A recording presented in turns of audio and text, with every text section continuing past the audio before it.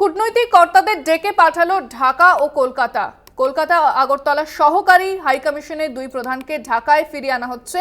ঢাকায় পৌঁছচ্ছেন কলকাতায় বাংলাদেশের উপদূতাবাসের প্রধান।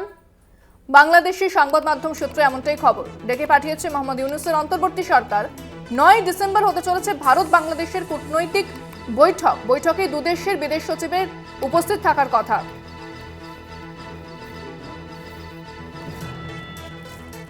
9 ডিসেম্বর ভারত বাংলাদেশ বিদেশ সচিব পর্যায়ের বৈঠক হবে।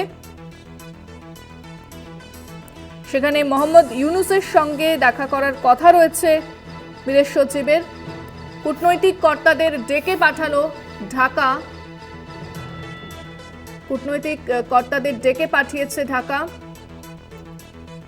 সহকারী হাইকমিশনের দুই প্রধানকে ঢাকায় ফিরিয়ে আনা হচ্ছে।